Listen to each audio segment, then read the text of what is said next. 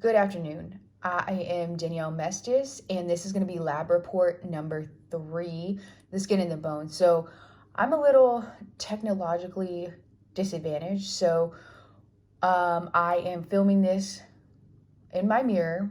So I apologize for the lack of quality in this video.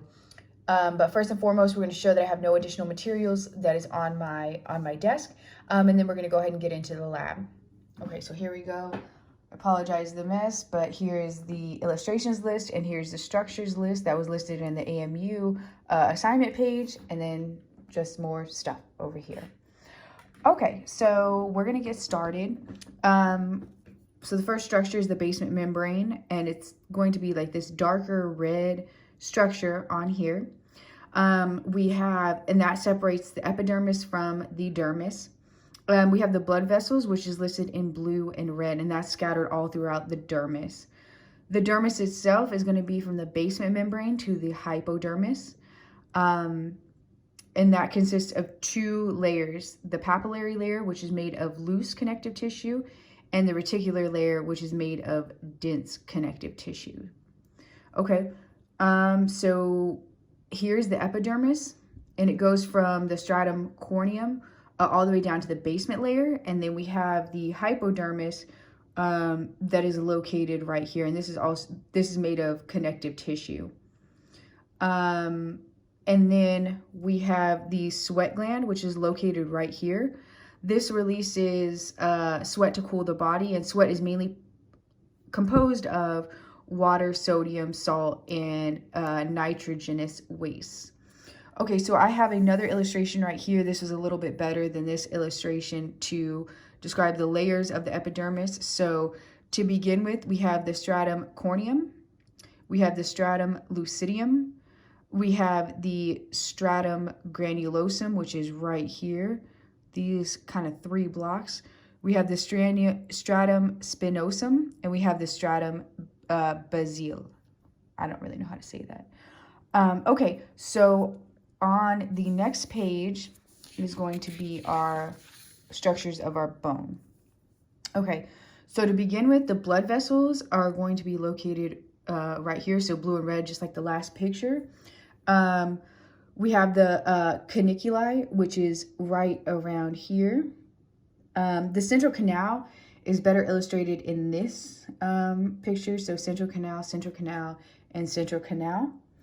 We have the circumferential lamellae, which is going to be around the whole bone itself. Okay, we have the concentric lamellae, which is located around that central canal. We have the lacunae, which are these little structures in here. It's not really too good on this illustration. The nerve is also going to be located within the central canal, right next to the blood vessels. The osteocytes are going to be these little brown portions in there.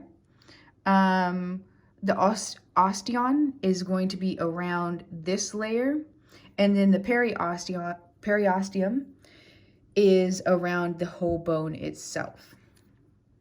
Okay, moving on to the next page, we're going to be going over the bones and muscles of the head and torso.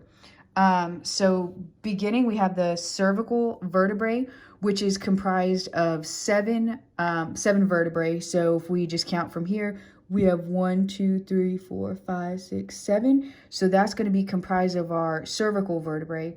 And then going just down the list, so it's going to be a little bit out of order. We have the diaphragm right here. We have the external oblique muscles, which are these muscles on both sides of the abdominal wall. The frontal bone is located right here. We have the hyoid bone, which is not too well illustrated in here, but it's located right here, kind of in the neck region.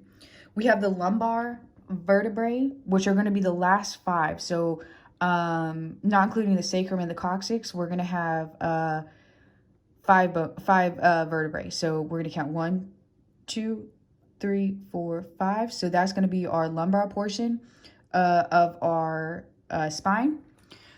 Moving on to the mandible. The mandible is right here. The maxilla is right above that mandible. We have the nasal bone, which is located right here. The occipital bone is located in the back of the head. Parietal bone is in the center, right here. Moving on to the rectus abdominis muscles is going to be this set of muscles right here. The sacrum and the coccyx is located right here. So it's these two. It's kind of better illustrated on these right here. Okay, so right here and right here. Moving on, the sphenoid bone is located right here between the, it's going to be the zygomatic bone and the temporal bone. We have the sternocleidomastoid bone, or I'm sorry, muscle, and that's going to be located right here in the kind of the pectoral region. And then we have the sternum located right here. The temporal bone is right here. The thoracic vertebrae is going to be, we're going to count 7 down. So we're going to do 1, 2, 3, 4, 5, 6, 7. And then it's going to be 12 vertebrae. So we're just going to count here. 1, 2, 3, 4, 5, 6, 7, 8, 9, 10, 11, 12. So that's going to be our thoracic region of the spine. We have the trapezius muscles, which is located right here on both sides of the body. And then we have the zygomatic bone, which is located right here. And that concludes my lab for this week. Thank you.